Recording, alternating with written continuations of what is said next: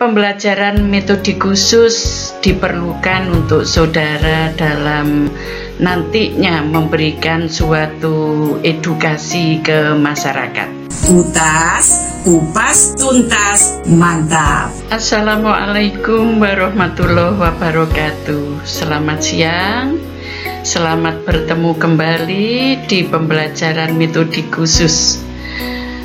Pembelajaran metode khusus diperlukan untuk saudara dalam nantinya memberikan suatu edukasi ke masyarakat.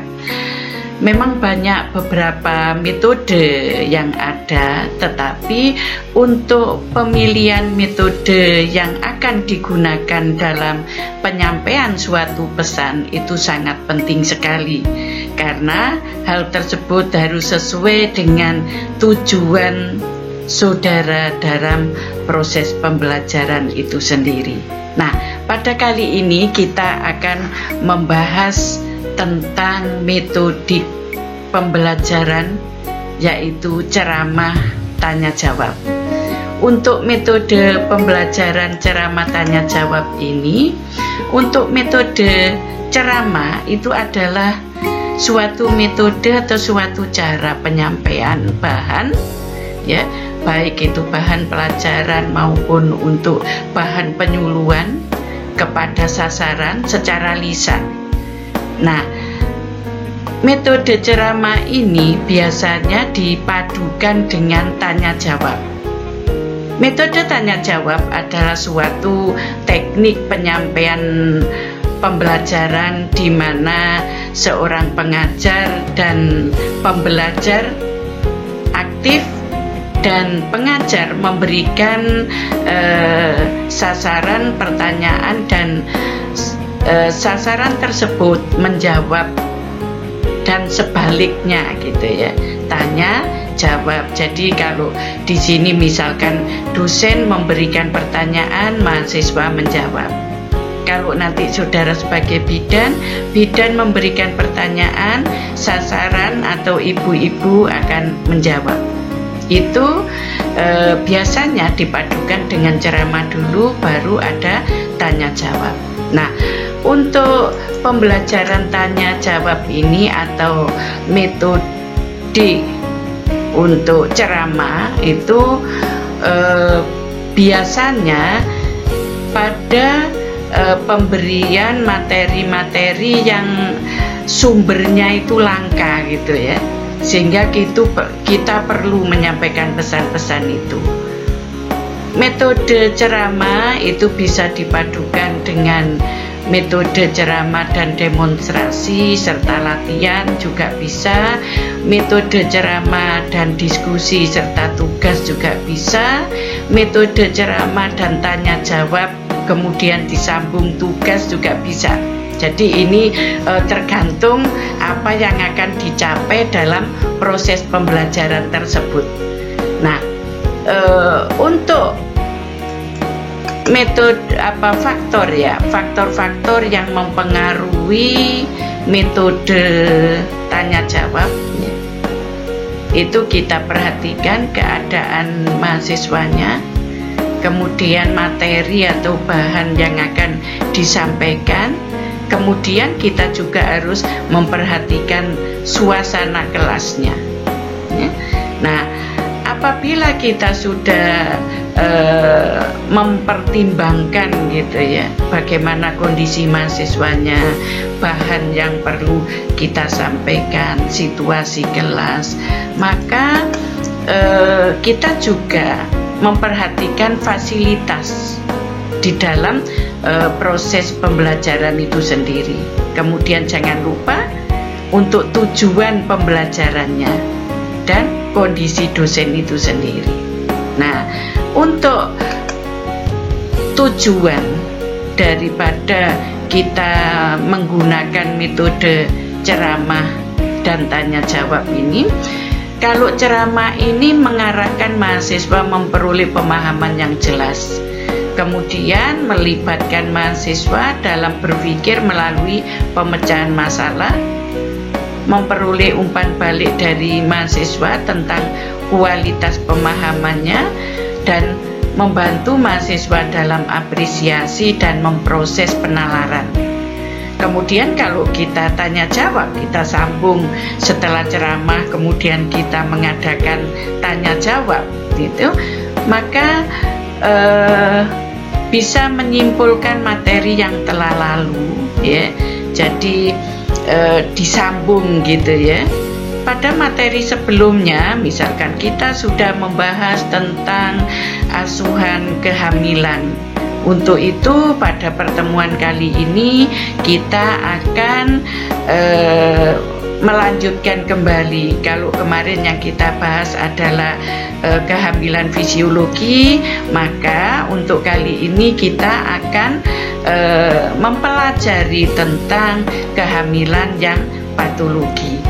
Nah, seperti itu. Jadi kita kaitkan gitu ya. Kemudian melanjutkan pelajaran yang sudah lalu itu tadi, menarik perhatian mahasiswa untuk menggunakan pengetahuan dan pengalamannya. Di dalam tanya jawab ini kita bisa mengkaitkan ya. Contohnya kalau mahasiswa sudah pernah didinaskan di puskesmas, rumah sakit atau PMB gitu ya. Kita bisa menggunakan pengalaman mahasiswa. Pada saat saudara praktek misalkan ya, apa yang bisa saudara dapatkan selama 2 minggu misalkan ya. Kemudian meneliti kemampuan mahasiswa dalam memahami suatu yang sudah diajarkan ya, dan menumbuhkan keaktifan siswa di kelas. Jadi kalau ada mahasiswa yang kondisinya kurang aktif gitu ya, kita aktifkan dengan metode tanya jawab ini sehingga nanti bisa nyambung gitu ya, bisa nyambung. Kemudian teknik metode ceramah itu sendiri kita harus pertama membuka ceramah dengan salam, selamat pagi dan sebagainya. Kemudian memperkenalkan topik ceramahnya ya. Contohnya, Assalamualaikum warahmatullahi wabarakatuh. Selamat pagi, salam sejahtera, salam sehat untuk kita semua. Pada kali ini kita akan memperkenalkan tema yaitu perawatan bayi baru lahir, misalkan seperti itu. Kemudian kita harus menyebutkan juga tujuan pembelajaran ini gitu ya. Pada pembelajaran ini tujuannya adalah saudara dapat menjelaskan tentang apa gitu ya, menyebutkan garis besar materi ceramah. Jadi dari misalkan tadi pokok bahasanya perawatan bayi baru lahir gitu ya. Nah nanti kita sub-subnya itu apa yang akan kita pelajari pada pertemuan ini. Ceramah topik inti secara berurutan. Jadi ceramahkanlah ya. Tadi pokok bahasanya apa, sub-subnya apa, misalkan pengertiannya dulu, kemudian berikutnya disambung dengan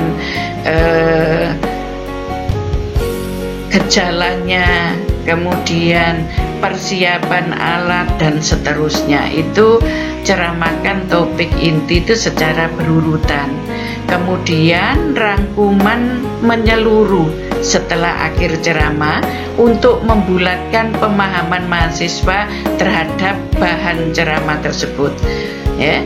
Jadi kita rangkum, kalau sudah selesai ceramah kita rangkum supaya jelas apa yang sudah disampaikan itu sesuai dengan sub-sub pokok bahasan atau topik yang kita sampaikan tadi, atau ada yang kelewatan begitu. Nah, untuk itu ya, teknik metode itu tadi yang ceramah ya. Biasanya ceramah itu langsung kita sambung dengan metode tanya jawab. Di dalam metode tanya jawab itu sendiri, maka dosen menjelaskan kepada mahasiswa tujuan pembelajaran khususnya apa. Jadi di dalam pertemuan ini kita akan nanti mencapai tujuan sampai A, B, C, D. Kemudian dosen juga mengkomunikasikan penggunaan metode tanya jawab. Jadi pada kesempatan ini kita akan tanya jawab ya.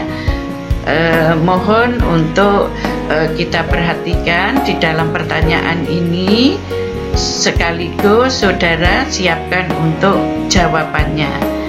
Kemudian dosen juga memberikan permasalahan sebagai bahan apersepsi ya. Contohnya misalkan pada pertemuan sebelumnya kita sudah membahas tentang asuhan bayi baru lahir. Untuk itu pada kali ini kita akan apa gitu ya. Kemudian dosen mengajukan pertanyaan ke seluruh mahasiswa atau ke seorang mahasiswa. Jadi dalam tanya jawab itu pertanyaannya bisa disampaikan ke seluruh audien atau peserta, atau bisa juga disampaikan ke salah satu peserta. Tanya jawab bisa dilakukan pada akhir penjelasan bagian topik tertentu ya. Tadi misalkan sebelumnya kita ceramah gitu ya, sudah pokok bahasan sudah kita habiskan di ceramah, kemudian kita sambung. Apakah dari yang saya sampaikan di atas tadi ada yang perlu ditanyakan atau diperjelas? Saya persilakan pada selanjutnya kita akan tanya jawab. Tanya jawab harus berlangsung dalam suasana tenang, suasana senang ya, bukan dalam suasana persaingan yang tak sehat di antara para mahasiswa. Jadi dalam tanya jawab ini kita jangan menumbuhkan suatu persaingan yang tidak sehat ya. Kita harus bisa menghargai jawaban dari peserta. Oke. Nah, kelebihan dan kekurangan metode ceramah selalu ada ya. Nah, untuk kelebihannya suasana kelas tenang ceramah itu karena satu arah di dalam ceramah itu. Dosen menyampaikan, mahasiswa mendengarkan, atau bidan menyampaikan ceramah, kemudian ibu-ibu hamil mendengarkan gitu ya. Jadi suasananya bisa tenang, tidak membutuhkan tenaga banyak dan waktu yang lama. Pelajaran atau materi itu bisa dilaksanakan dengan cepat penyampaiannya karena searah ya. Kemudian melatih mahasiswa untuk menggunakan pendengarannya yang baik ya, karena di dalam proses ceramah ini yang digunakan untuk mengaktifkan menerima pembelajaran itu dengan mendengarkan, dapat memberikan motivasi dan dorongan kepada mahasiswa dalam belajar. Itu kelebihannya. Tetapi ada kekurangan di dalam metode ceramah. Salah satunya adalah interaksi cenderung bersifat sentral, ya, berpusat pada dosen atau berpusat pada pemberi materi. Kemudian dosen kurang dapat mengetahui dengan pasti sejauh mana siswa atau mahasiswa atau sasaran telah menguasai bahan yang sudah kita sampaikan. Mahasiswa kurang menangkap apa yang dimaksud oleh dosen, ya, kurang memberikan kesempatan kepada mahasiswa untuk mengembangkan kecakapan dan kesempatan mengeluarkan pendapat. Itu kekurangannya, sehingga sering untuk ceramah ini dimodifikasi dengan tanya jawab tadi ya. Nah, kalau dimodifikasi dengan metode tanya jawab, di dalam metode tanya jawab punya kelebihan juga, yaitu membuat mahasiswa aktif ya. Yang ngantuk-ngantuk bisa terbangun karena takut ditanya gitu ya. Itu untuk biasanya pada suasana pembelajaran yang siang hari gitu ya, sudah waktunya istirahat dan waktu yang membuat supaya mahasiswa bisa aktif itu bagaimana. Makanya di dalam seorang pemateri itu penting sekali di dalam pemilihan metode ya. Dengan metode yang tepat maka capaian pembelajaran itu bisa maksimal untuk didapatkan. Kemudian memberikan kesempatan kepada mahasiswa untuk bertanya hal yang kurang paham. Makanya tadi kalau sebelumnya metode ceramah, terus kita sambung dengan tahap tanya jawab, sehingga sering disebut metode CTJ gitu ya, ceramah tanya jawab. Mencari titik temu jika terjadi perbedaan pendapat di dalam tanya jawab itu.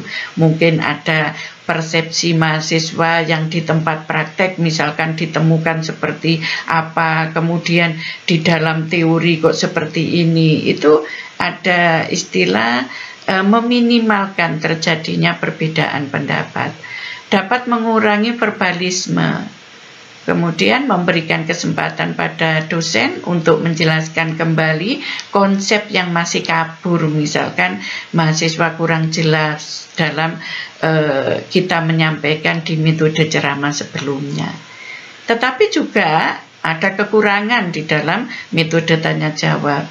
Butuh banyak waktu jika terjadi perbedaan pendapat yang terus belum ada titik temu gitu ya. Kemungkinan akan terjadi penyimpangan perhatian mahasiswa, dapat menghambat cara berpikir apabila dosen kurang pandai di dalam penyajian materi pelajaran. Situasi persaingan bisa timbul, makanya seorang dosen harus bisa mengarahkan supaya tidak menimbulkan suatu persaingan. Ya. Kita harus wise, harus bijak di dalam mengambil jalan tengahnya untuk tanya jawab ya. Dan kita harus juga memberikan pujian, memberikan reward bila jawabannya memang betul. Dan kalau jawabannya salah, kita juga harus bijak dalam mengarahkan supaya jawabannya bisa benar gitu ya. Demikian tadi metode ceramah tanya jawab ya. Mudah-mudahan nanti saudara sebagai calon-calon tenaga kesehatan atau calon-calon bidan, saudara nanti di dalam edukasi ke masyarakat bisa memilih metode yang tepat. Demikian tadi penjelasan saya tentang metode ceramah tanya jawab. Mudah-mudahan bermanfaat. Wassalamualaikum warahmatullahi wabarakatuh. Jangan lupa subscribe, share, like, komen. Matur nuwun.